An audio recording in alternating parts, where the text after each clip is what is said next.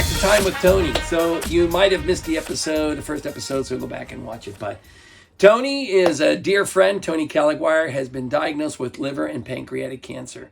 And we had a pretty good life together. And we wanted to sit there, not reflect on that from an emotional side, but it's really to chronicle what Tony's going through these days. And so his family and his grandkids and the family, future in the family, family in the future can see who he is and how he was, because I feel like I can pull the best out of Tony. So or the worst. Yeah, right. Let's clarify that. So we want to see how he is, and then as well as if you know somebody who's going through this process, maybe this is a helpful video for them. So, and the dogs are about to bark. I hear the dogs. Tony, take it from here. So this is episode number 2. Yep. I think in this episode, I just want to give you a little bit of background about me and about my family and how important my family is to me. I'm 62 years old, and I can tell you, and I'm going to go back and forth a little bit, but I can tell you, if you would have talked to me in January, I didn't think I would have made it to my 62nd birthday in March. That's how dark the times were. But I'm very, very fortunate. I made it to my 62nd birthday. And here I am doing pretty well considering the circumstances. I am married. I've been married very fortunately for 34 years. I have 3 kids. I have 2 of them that are in Pittsburgh, and I have my daughter who lives in Columbus. I've lived in this area all my life. I currently live 5 minutes from where I grew up my entire life. I was a paramedic, a volunteer paramedic for Robinson EMS since I was 18 years old. And when I was volunteering, I was an iron worker, believe it or not. And then in the time where that all went to heck in Pittsburgh, people were saying go to nursing school, which I thought was a joke. My brother played professional football. My other brother was a football star at Temple. And here's the middle child coming home and telling dad he's going to be a nurse. So it didn't go over very well, but in the long run it worked out pretty good. So I went to nursing school, became a nurse, and went through various jobs within the hospital system. Went back to school, got a degree, went back, got a master's degree. And when I left Ohio Valley Hospital, which I owe a lot to, and a lot of people there I owe a lot to. I was the Vice President of Patient Care Services and the Chief Nursing Officer. So I do obviously have a medical background, so that somewhat hurts and helps when you're going through something like this.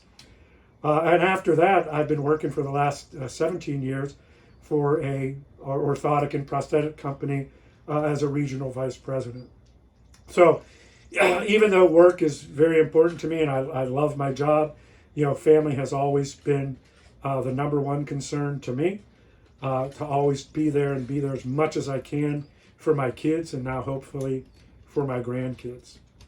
So my whole life with my family and myself changed on December 14th.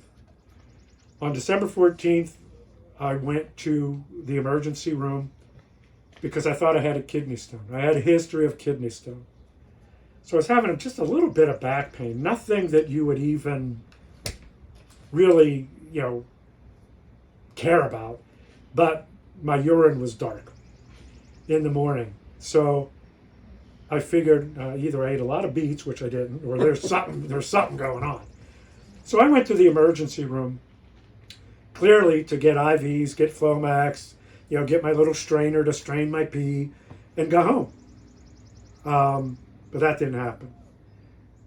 That was the fateful day where the nurse or the doctor, and I hate to even call her that because she did such a bad job at doing this, came in and said very smugly, and I'll go into that a little later as well, that I have pancreatic and liver cancer. Yeah, and I could tell you when you're told that in a very sterile environment with someone who just pulls up a chair with a weird look on their face, the air completely sucks out of the room. I don't know how to explain it, but you can't breathe. But Tony, you have been through this with your parents. You've been through this as a clinician. Yep. Completely different on the opposite side, huh? Oh my God.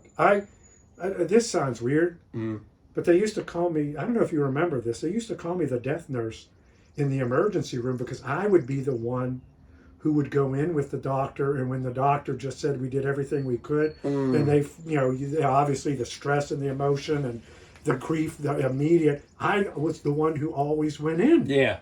I was the one who did that. I don't want to say I enjoyed it, but you knew I had a knack. Yeah. Yes. I had the ability to make, and there was no one for us. Yeah.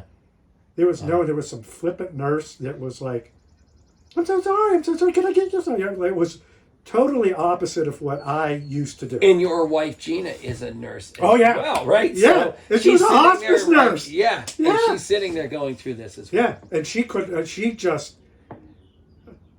you'll find, I mean, I'm going to go over a little bit of the history on our next episode around, but there was no way that this could happen based upon the testing and things that I've done in the last few months. There's just no way it could be possible. And it was the worst feeling that you could ever have. And like I said, I'm the one who told my father that he only had a couple months to live. I'm the one who went in and talked to my mother about, things aren't going as good as they can. And I could handle it on that side. But getting that information, you just go into another realm. I mean, you're not there.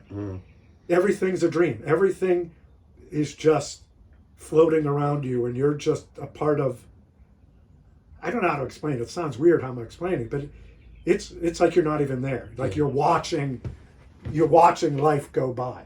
You're not there. You can't. My chest was so heavy. I was dried up. She wouldn't even give me water, this doctor. You have to be NPO. I swore. Now listen, you were the guy, wasn't it you that when your kids were born, they told you had to leave the OB, the delivery room?